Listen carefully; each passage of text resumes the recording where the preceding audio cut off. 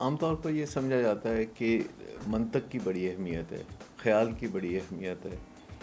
ایسا درست بھی ہے، ان چیزوں کی اہمیت ہے، لیکن جذبات کی اہمیت اس سے بھی زیادہ ہے، کیونکہ جذبات اگر ہمارے مطمئن نہیں ہوتے تو اس سے زیادہ ہلچل مچتی ہے اور خرابیاں ہوتی ہیں ہمارے لیے بھی اور دوسروں کے لیے بھی۔ اور ہم سب اپنے جذبات کی توثیق چاہتے ہیں کہ ہماری زندگی میں دوسرے لوگ ہمارے ساتھ چلیں اور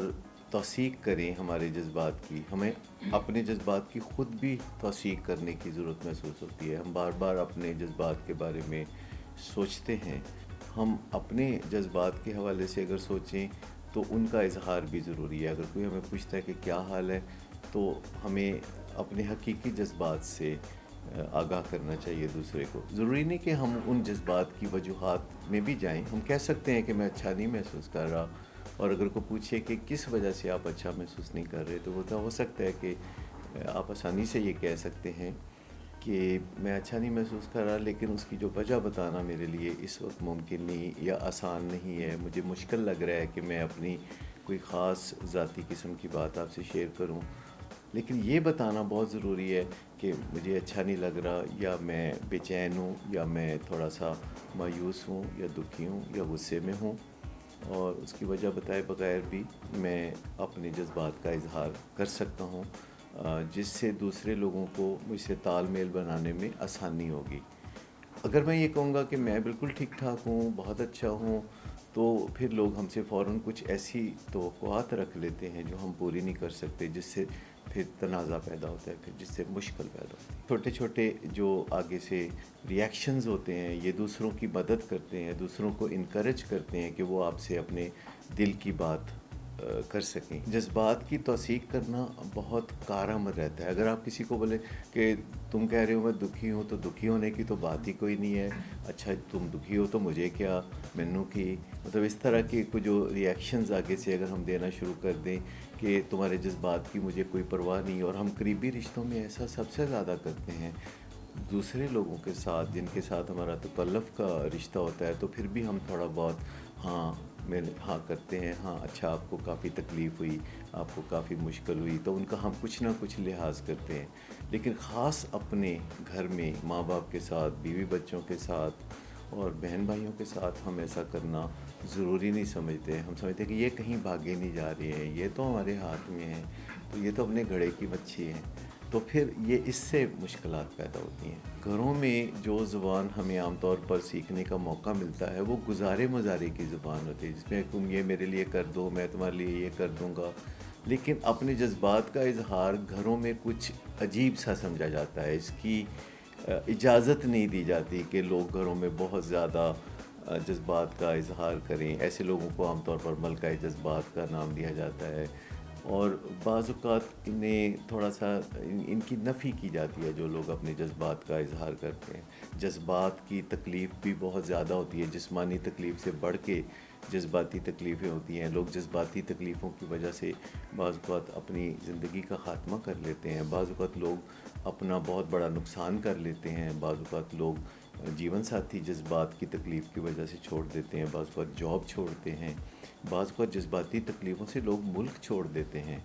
تو زیادہ تر جو فیصلے ہوتے ہیں وہ جذبات کی بنیاد پر ہوتے ہیں۔ ہم سمجھتے ہیں کہ ہم زیادہ تر فیصلے منطق کی بنیاد پر کرتے ہیں یا خیال کی بنیاد پر کرتے ہیں، پر ایسا لگتا ہے۔ حقیقت میں جب ہم خوش ہوتے ہیں یا غم زدہ ہوتے ہیں تو ہم اس بنیاد پر بہت فیصلے کرتے ہیں۔ اگر ہم یہ سوچنا شروع کر دیں کہ اپنے جذبات کا اظہار کرنا یا دوسرے کے جذبات کی توثیق کرنا ایکچولی مینیپولیشن ہے، تو ایسا درست نہیں ہوگا۔ اگر ہم مینیپولیشن کر رہے ہوں گے جذبات کے اظہار کے ذریعے یا دوسروں کے جذبات کی توثیق کر کے ہوئے، جیسے کہ خوشامد اگر ہم کر رہے ہوں گے، تو پھر وہ مینیپولیشن ہی ہوگی۔ تو بات جب توثیق کی ہو رہی ہے تو حقائق کی ہو رہی ہے، سچائی کی ہو رہی ہے۔ جب آپ سچے دل سے کسی کے ساتھ بات کر رہے ہوتے ہیں اور اسے امپریس کرنے کی کوشش نہیں کر رہے ہوتے بلکہ انسپائر کرنے کی کوشش کر رہے ہوتے ہیں، تو دوسرے کو سمجھنے کی کوشش کر رہے ہوتے ہیں، آپ ریفریز کر کے بات کر رہے ہوتے ہیں، دوسرے کو بتا رہے ہوتے ہیں کہ کیا آپ کو ایسا محسوس ہوتا ہے یا کیا آپ یوں محسوس کر رہے ہیں، تو اس سے دوسروں کو اپنے جذبات کو سمجھنے میں بھی مدد ملتی ہے اور کلیئرٹی آتی ہے، اور ان کے جذبات کے اظہار کی جب راہ ہموار ہوتی ہے تو پیچھے خیالات کا اظہار بھی آسان ہو جاتا ہے۔ الفاظ جذبات میں لپٹے ہوتے ہیں،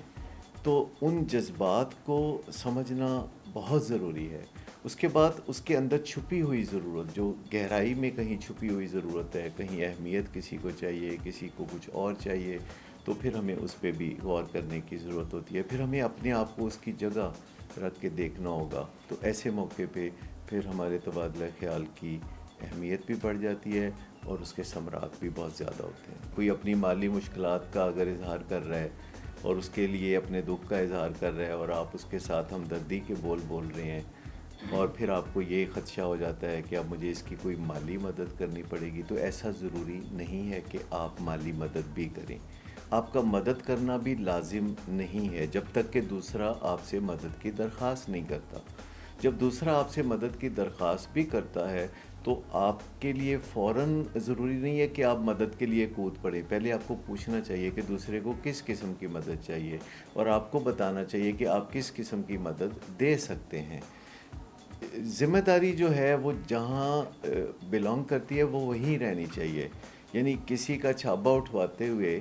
آخر کار وہ آپ کے سر پہ نہیں آ جانا چاہیے، وہ اسی کے سر پہ جانا چاہیے۔ ذمہ داری جہاں تعلق رکھتی ہے وہ وہی رہنی چاہیے، لیکن آپ اگر توثیق کر دیتے ہیں، اگر آپ کوئی مشورہ دے دیتے ہیں، بعض اوقات تو دوسرے لوگ صرف آپ سے بات کرنا چاہتے ہیں، انہیں کسی مدد کی ضرورت نہیں ہوتی، اور بات کرتے کرتے انہیں اپنے مسئلے کا حل بھی سمجھ میں آ جاتا ہے۔ لیکن اگر کوئی آپ سے مدد کی ریکویسٹ کرتا ہے تو آپ ضرور مدد کریں۔ تو سوچ سمجھ کے ہمیں دوسرے کی مدد کے لیے آگے بڑھنا چاہیے۔ دیکھیے، کئی دفعہ ہم دوسروں کے لیے بہت زیادہ خود سے ہی فیصلے کرنے لگتے ہیں، اور دوسروں سے میری مراد اجنبی لوگ نہیں بلکہ بچے اگر شاپنگ کرنا چاہتے ہیں اور اپنے کپڑے خریدنا چاہتے ہیں تو ہماری کوشش ہوتی ہے کہ ہم اپنی مرضی ان کے اوپر تھوپیں۔ ان کی جو خواہش ہے یا ان کا جو پسندیدہ رنگ ہے یا جو ان کا پسندیدہ فیشن ہے، اس کو مد نظر بھی رکھنا ضروری ہے۔ یہ بالکل ایسے ہی ہے جیسے آپ چند دوستوں کے ساتھ کسی ہوٹل میں کھانا کھانے جائیں اور آپ کسی سے نہ پوچھیں اور سب کے لیے خود ہی فیصلہ کر دیں، اگرچہ آپ بہت اچھی ڈشز آرڈر کریں، دوسرے لوگ اسے توہین سمجھیں گے۔ جب بھی ہم دوسروں کے حوالے سے کوئی بات کریں تو ہمیں ان سے تھوڑا ان کی مرضی ضرور پوچھ لینی چاہیے، کیونکہ ہماری مرضی ہمارے لیے بڑی اہم ہوتی ہے، تو دوسروں کے لیے بھی ان کی مرضی بہت اہم ہوتی ہے۔ ہمیں دوسروں کے لیے صرف وہ فیصلے کرنا چاہیے جس کا حق ہمیں حاصل ہے، ایون ماتحتوں کے ساتھ تبادلہ خیال کرتے ہوئے یا گھر میں بچوں کے ساتھ ان کے مستقبل کے فیصلے کرتے ہوئے ہمیں یہ ضرور دیکھ لینا چاہیے کہ ہمارا فیصلہ کرنے کا حق کتنا ہے اور وہ کہاں ختم ہو جاتا ہے، اور دوسرے کی مرضی کتنی اہم ہے اور وہ کس حد تک مانی جانی چاہیے۔ یہاں عام طور پر یہ سمجھا جاتا ہے کہ بچے یا بیوی یا خامد ہماری ملکیت ہے۔ اچھا، بچے بھی والدین کی ملکیت نہیں ہوتے، یہ اللہ کا تحفہ ہے، یہ اللہ کی دین ہے، لیکن بچے الگ سے مکمل انسان ہوتے ہیں اور نشو و نما پا کے وہ اپنی آزاد زندگی گزارنے کے لیے تیار ہو رہے ہوتے ہیں۔ اسی طرح میاں بیوی کا رشتہ بھی آپس میں کمپلیمنٹری ریلیشن شپ ہے، جو ایک دوسرے کو مکمل کرنے میں مدد دیتا ہے، جو ایک دوسرے کے ادھورے پن کو پورا کرتا ہے۔ تو اس میں بہت زیادہ زور زبردستی جبر جو ہے یہ تعلقات کی خرابی کا باعث بنتا ہے۔ اس کی حدیں ہیں، اس کی ویلیوز ہیں، ان حدوں کو دیکھ لینا چاہیے، ان حدوں کو کراس نہیں کرنا چاہیے۔ اگر آپ دیکھیں تو ہمارے ارد گرد جو زیادہ الجھنیں ہیں یا زیادہ مسائل ہیں وہ اسی وجہ سے ہیں کہ کچھ لوگ جو ہے دوست دھاندلی کی وجہ سے یا دوست دھاندلی کی بنیاد پر اپنی مرضی منوانا چاہتے ہیں، وہ ایگریشن کے ذریعے آگے بڑھنا چاہتے ہیں اور اپنے معاملات کو اپنی مرضی سے آگے بڑھانا چاہتے ہیں، چاہے اس دوران دوسرے تہس نہس ہو جائیں، انہیں اس سے کوئی فرق نہیں پڑتا۔ حقیقت میں جو لوگ نہ کہنے کی صلاحیت رکھتے ہیں وہ ممتاز لوگ ہوتے ہیں اور انہیں اہمیت دی جاتی ہے، معاشروں میں انہیں اچھا سمجھا جاتا ہے۔ نہ کہنے کے ساتھ ساتھ ہاں کہنا بھی ایک بہت اہم ضرورت ہے، کہ جن رشتوں میں ہاں کہنا بنتا ہے، جن رشتوں میں آپ کو بات ماننے کی ترغیب دی جاتی ہے، تو ان میں بات ماننا بھی بہت اہم ہے۔ جیسے سرکاری اہلکار ہیں، جیسے کوئی ٹریفک انسپیکٹر ہے، تو اگر وہ آپ کو کوئی بات کہتا ہے سڑک پر تو آپ کو اس کی بات ماننا ہوگی. اسی طرح اسکول میں ٹیچر ہے، اگر آپ اس کی بات نہیں مانیں گے تو آپ کے اور ان کے درمیان اچھا رشتہ قائم نہیں ہوگا، جس کا نقصان آپ کو پہنچے گا. نہ کرنا اہم ہے، اسی طرح ہاں کرنا بھی اہم ہے. اور ہاں اور نہ کے اسی توازن سے، اسی اعتدال سے انسان خوبصورت زندگی گزارنے کے قابل ہوتا ہے. لیکن اگر کوئی یہ سوچے کہ میں ہاں کہوں گا تو مجھے فیور ملے گی یا میرے تعلقات اچھے رہیں گے، اور اگر میں نہ کہوں گا تو مجھے مشکلات ہوں گی، یا مجھے کمپلائنس نہیں ملے گی، یا مجھے کوئی خطرہ ہوگا، یا مجھے کوئی تکلیف پہنچائی جائے گی، تو وقتی طور پر لوگ عموماً ہاں کہنے پہ اپنے آپ کو مجبور پاتے ہیں. لیکن جو لوگ ایسے ہوتے ہیں جن کے ساتھ ہم ڈر کی وجہ سے ہاں کہتے ہیں، تو وہ اپنی بار ریز کرتے چلے جاتے ہیں. تو ایک وقت یہ ضرور آتا ہے کہ آپ ہاں کہتے کہتے ہاں کہنے سے انکار کر دیتے ہیں. بعض اوقات آپ کا پیمانہ صبر لبریز ہو چکا ہوتا ہے اور آپ پھٹ پڑتے ہیں. تو ایسے موقعوں پر تعلقات جو ہیں وہ پھر بالکل ختم ہو جاتے ہیں. تو کہیں بہتر ہے تعلقات کو مکمل طور پر برباد کرنے سے، کہیں بہتر ہے کہ ابتدا میں ہی اپنے ہاں کو ایک دائرے کے اندر رکھا جائے. جب کوئی ہمارے ساتھ اپنے جذبات کا اظہار کرتا ہے کسی مشکل میں، کسی پرابلم میں، تو ضروری نہیں کہ ہم اس کی نصیحت شروع کر دیں. بعض و نصیحت اس موقع پہ ضروری نہیں ہے. چاہے جائے کہ آپ کی حیثیت ایڈوائزر کی ہو، چاہے جائے کہ آپ مشیر ہوں یا آپ کنسلٹنٹ ہوں، یا کوئی باقاعدہ آپ کو فیس ادا کر کے آپ سے مشورہ کرنے آیا ہو، تو ضرور آپ نصیحت کریں گے، ضرور آپ کچھ نہ کچھ تجویز کریں گے. لیکن عام زندگی میں ایک دوسرے سے ملتے جلتے ہوئے ہمیں ایک دم اس طرح نہیں کرنا چاہیے کہ آپ کو یوں کر لینا چاہیے بغیر سوچے سمجھے، یا آپ کو یوں کر لینا چاہیے بس آپ کے مسئلے کا تو صرف واحد حل یہی ہے، یا فلاں نے یہ کیا تھا تو پھر اس کو بہت فائدہ ہوا تھا تو آپ بھی ایسا کر لیجئے. اگر آپ اپنی رائے اس پہ ٹھونسنا شروع کر دیں گے، تھوپنا شروع کر دیں گے، تو وہ بتک جائیں گے. یہ احتیاط لازم ہے کہ جب آپ کسی کے جذبات کی تصحیح کرتے ہیں تو یوں سمجھے کہ آپ کسی کے ساتھ ایک سفر پہ نکلتے ہیں، اور تصحیح کرتے کرتے جب آپ دوسرے کے جذبات کو پوری طرح سے اپنے انداز میں واضح کر دیتے ہیں کہ آپ ان کے جذبات کو سمجھ گئے ہیں، تو پھر سفر سے واپسی آپ نے اسی مقام پہ بھی آنا ہوتا ہے. یعنی یہ کہیں جانے اور واپس آنے کا بھی مرحلہ ہے. جب آپ کسی کے خیالات کو اچھی طرح سے سنتے ہیں اور اس میں جو جذبات کا اظہار وہ کرتا ہے اس پہ آپ غور کرتے ہیں، اس کی توثیق کرتے ہیں، اور آپ بتا دیتے ہیں کہ آپ کسی کے جذبات کو، کسی کے دکھ کو، کسی کی تکلیف کو، کسی کی خوشی کو آپ سمجھ چکے ہیں، تو آخرکار دوسرا ایک موقع دیتا ہے. دوسرا اب آپ کی بات سننا چاہتا ہے، تو آپ بتا دیتے ہیں کہ اگرچہ آپ ان کے نقطہ نظر سے پوری طرح متفق نہیں ہیں، لیکن ان کے جذبات میں جو خوشی ہے یا جو غم ہے یا جو تکلیف ہے اس کو وہ بھرپور انداز میں سمجھ چکے ہیں. اور آپ دوسرے پہ واضح کر دیتے ہیں کہ آپ ان کے نقطہ نظر کے ساتھ نہیں ہیں، لیکن آپ ان کے ساتھ ضرور ہیں، ان کے جذبات کے ساتھ ضرور ہیں. آپ کا اجنبی پن ان کے ساتھ نہیں ہے، آپ ان کے ساتھ دوستانہ رنگ میں رنگے رہتے ہیں. اور پھر آپ بڑے پولائٹلی آپ بتا دیتے ہیں کہ آپ ایک مختلف نظریہ رکھتے ہیں یا مختلف نقطہ نظر رکھتے ہیں، یا آپ ان کی بات مان سکتے ہیں یا آپ ان کی بات نہیں مان سکتے. دیکھیں، جذبات کی تکلیف بھی ہو سکتی ہے، کسی وقت جذبات کی خوشی بھی پہنچتی ہے ہمیں، اور کئی دفعہ ہم اپنے جذبات سے بھاگتے ہیں، ہمیں ڈسٹریکشنز چاہیے ہوتی ہیں. کئی دفعہ ہم یوں کرتے ہیں کہ ٹیلی ویژن لگا لیتے ہیں لیکن دیکھتے نہیں تاکہ ہم اپنے آپ سے بھاگتے رہیں. کئی دفعہ ہم اپنے جذبات کو نم کر لیتے ہیں کیونکہ جذبات کے ساتھ جو وابستہ تکلیف ہے وہ ہمارے لیے برداشت کی حد سے ذرا زیادہ ہوتی ہے. ایسے میں جب ہم اپنے جذبات پہ غور کرنا شروع کرتے ہیں تو جذبات کے ساتھ جو منسلک مشکلات ہیں وہ بھی تازہ ہونا شروع ہو جاتی ہیں. تو آہستہ آہستہ جب ہم اپنے جذبات کی توثیق کرنا شروع کرتے ہیں، کیونکہ ہم اپنے اندر گفتگو کا سلسلہ جاری رکھے ہوئے ہوتے ہیں، ہمارے اندر ایک مسلسل بات چیت چل رہی ہوتی ہے، ہم اپنے ساتھ بہت سخت رویہ اختیار نہ کریں تو ہمارے لیے اچھا رہتا ہے. اس سے ہمارے جذبات کی توثیق خود ہمارے لیے کرنا بہت آسان ہو جاتا ہے. جذبات کا تعلق دل سے نہیں ہوتا، دل تو متاثرہ فریق ہے، جب ہم دکھی ہوتے ہیں تو دل پہ اثر ہوتا ہے۔ جذبات کا تعلق زیادہ تر دماغ سے ہوتا ہے، اور یہ اس دماغ کے حصے سے جذبات کا تعلق ہوتا ہے جو ہم دوسرے جانداروں سے شیئر کرتے ہیں۔ زیادہ تر جذبات کا تعلق ہمارے اینیمل برین سے ہوتا ہے۔ ایک ہمارا جو ہیومن برین ہے یہ زیادہ تر ایک سافٹ ویئر کی شکل میں ہماری زندگی کے معاملات کو نپٹانے میں مدد دیتا ہے۔ ہمارے نظریات، ہمارے خیالات، ہمارا پروگرام، ہماری سوچیں، ہماری ٹریننگ، ہماری کوچنگ، ہماری تعلیم و تربیت جس طرح ہوئی ہوتی ہے تو اس سے ایک سافٹ ویئر بنتا ہے۔ ایسے میں ہم ایسی چیزیں بھی سیکھ لیتے ہیں جنہیں میل ویئر کہہ سکتے ہیں، یعنی غلط باتیں بھی سیکھ لیتے ہیں اور ہم سمجھتے ہیں کہ یہ صحیح باتیں ہیں۔ یہ کافی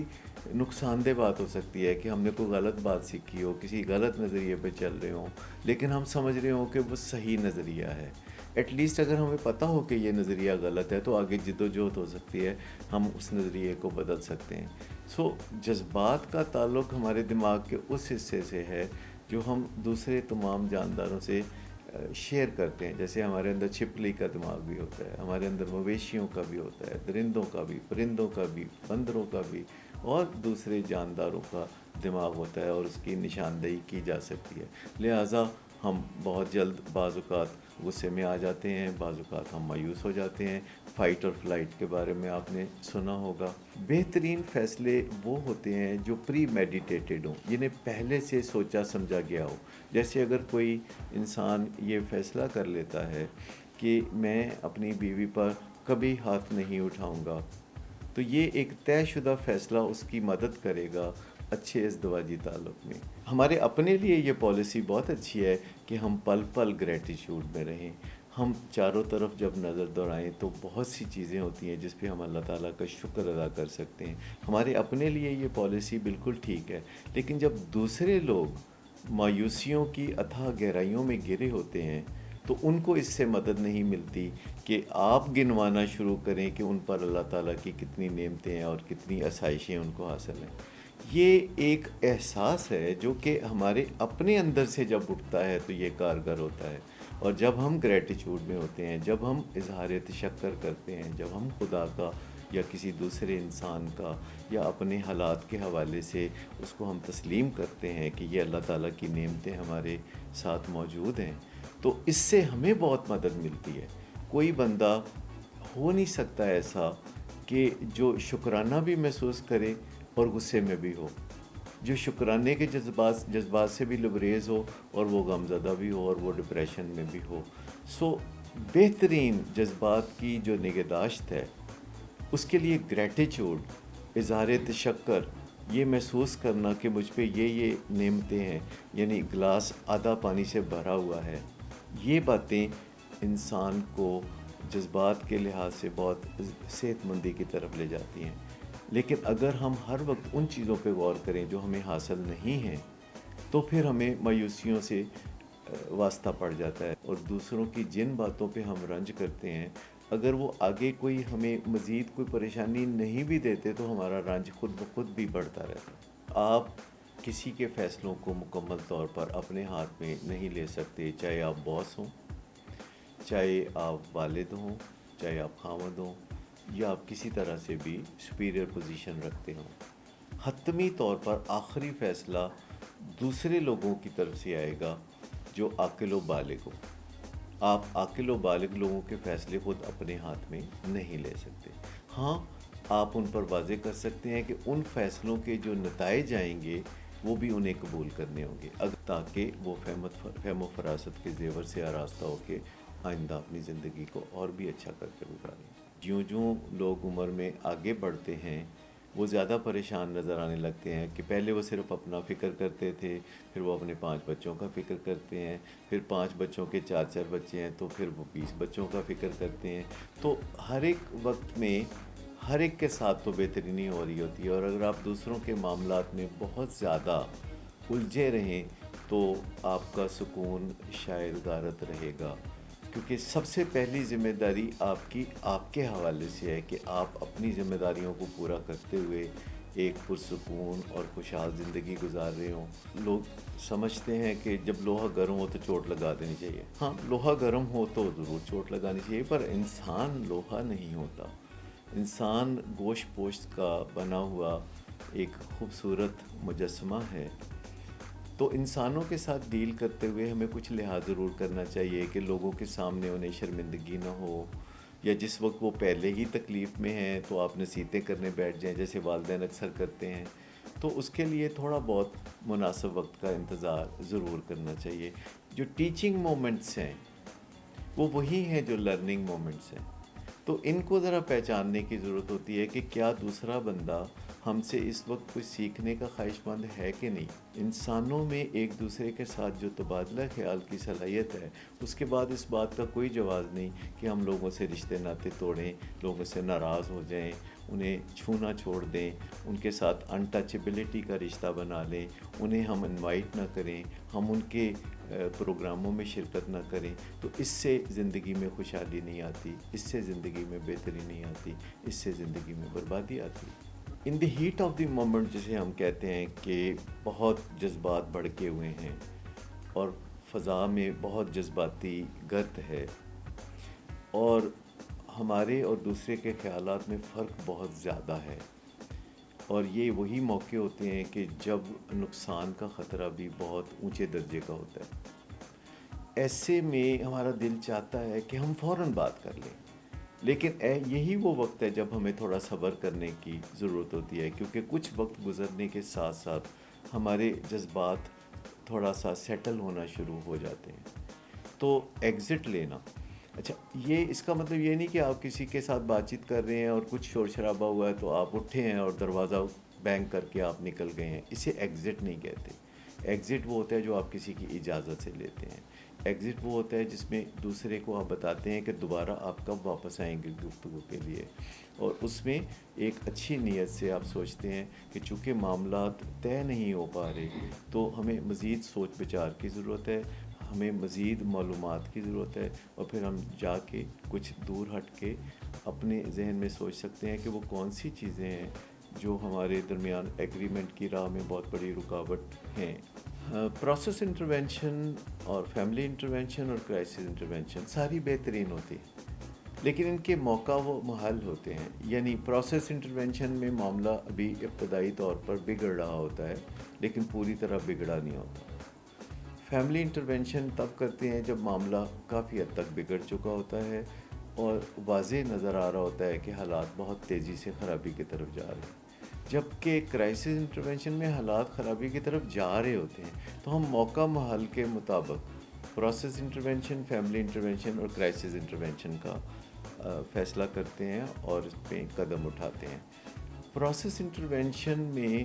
ہم ایک ہی دن میں کئی دفعہ چھوٹے چھوٹے مواقع تلاش کرتے ہیں کہ اپنے فیملی ممبر کو احساس دلائیں کہ جو کچھ بھی وہ کر رہا ہے وہ اس کے بہترین نتائج نہیں حاصل کر سکتا۔ اور فیملی انٹرونشن میں بات ذرا آگے بڑھ گئی ہوتی ہے تو اہل خانہ کے آپس میں تبادلہ خیال کے نتیجے میں کافی تسلی کر لی جاتی ہے کہ جو ہمارا لوڈ ون ہے یا جو ہمارا پیارا ہے وہ ایسی راہ پہ چل نکلا ہے جو آخر کار اس کے لیے بہت مشکلات پیدا کرے گی اور اس کو اس کا نقصان پہنچے گا۔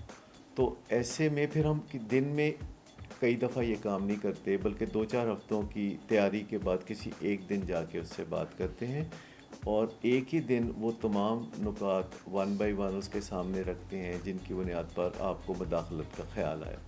اور کرائسس انٹرونشن میں آپ دیکھتے ہیں کہ کرائسس انٹرونشن جو ہے قانون کے مطابق ہونا چاہیے،